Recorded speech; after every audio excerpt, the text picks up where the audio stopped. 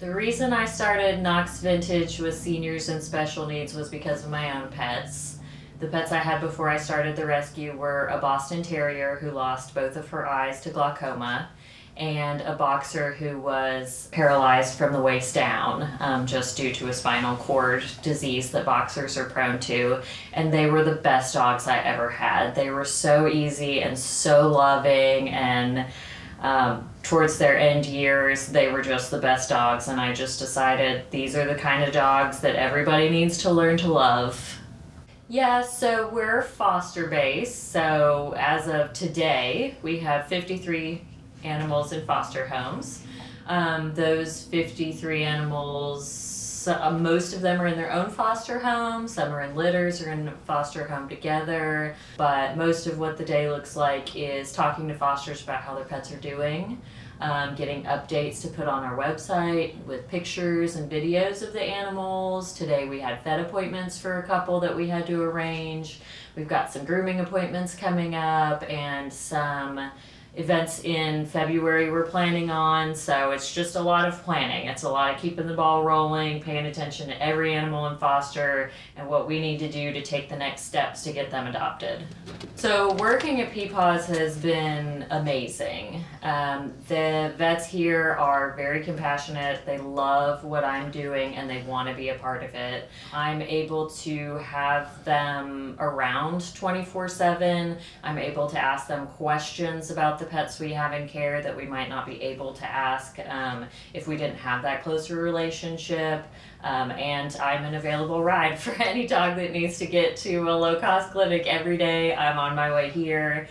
So if we have dogs that need vaccines, checkups, stuff like that, I can just load them up and take them with me. Knox Vintage reached out as a potential rescue partner. So I heard about them through the grapevine, and I've always had a soft spot for senior pets. So getting the chance to work with Knox Vintage was kind of very meaningful for me. And so my first pet that I fostered with them was a senior dog. I kept her for a while. Senior pets, sometimes they take a while to find their forever families. They come with their own challenges. A lot of people are kind of hesitant to take on an animal that may have special needs, or they may be seniors and they're worried about not having a whole lot of time left with them. And I understand that, but I also know how important it is to be a part of the animal's final years and make sure that they feel the love and the comfort of a foster home or an adoptive family. It's really hard to turn away animals, and right now I'd say we do it every single day. There's so many animals needing homes and rescues and places to go, and we do have to choose daily who we can take and who we can't take, and it is really hard. You have to grow some thick skin. You have to be able to say no so that you don't get overwhelmed, because I know a lot of rescues that have done that, and the end game hasn't been good. When you can't emotionally or physically care for those animals, it's not good for them or you. That's the one thing about the veterinary industry that I wish people would recognize, is that we're not here for the money. If we were here for the money, we would have definitely chosen another career. We're here for the animals. We're here to foster the relationship that they have with their owner. We're here to protect that bond. And it definitely breaks a part of you every time you can't help the one in front of you.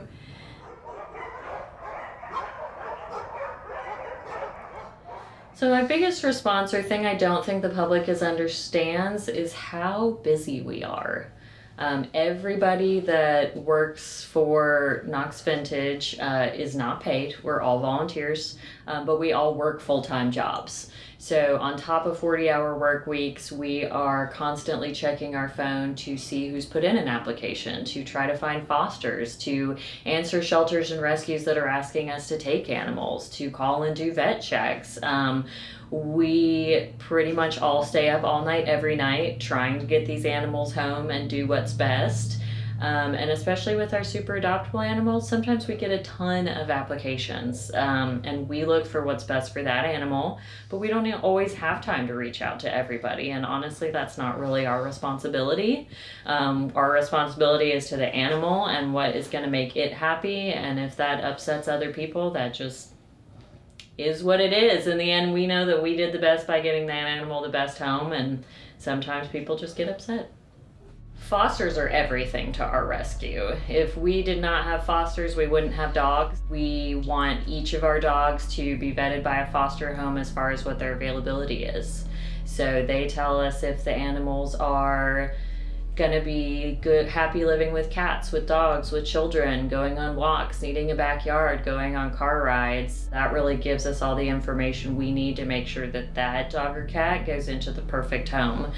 Make sure that it's a long time adoption. If we didn't have fosters, we would be nothing. Well, we started volunteering at Young Williams, looking for something for Wesley and I to do that could give back to the community. And we have old dogs at home, right? And typically people don't really look for the older dogs, and that's just something we love. So our first foster failed because she was 10 years old. It just didn't belong in a kennel situation, and we fostered her for a while and decided that we needed to adopt her. So yeah, we just have the cardboard tubes, we stuff them with some peanut butter and treats, and then we pass them out to the dogs, and the dogs love tearing them apart.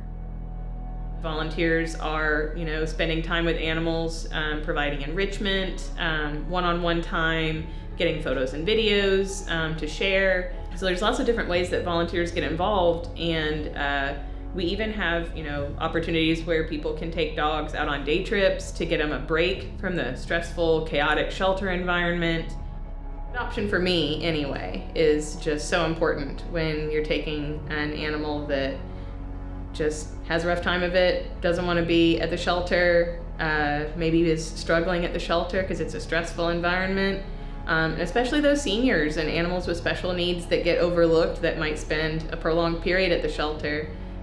It's just so important to find adoptive homes for them and get them out of the shelter.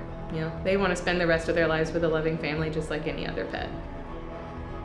A lot of people in rescue always think about the bad. They think about the animals getting turned in, the overcrowding, but if you look at the end of the tunnel, you get to think about the people opening up their hearts and their homes to these animals that you thought would never be adoptable, these three-legged dogs, or this 15-year-old dog that can barely walk up and down stairs.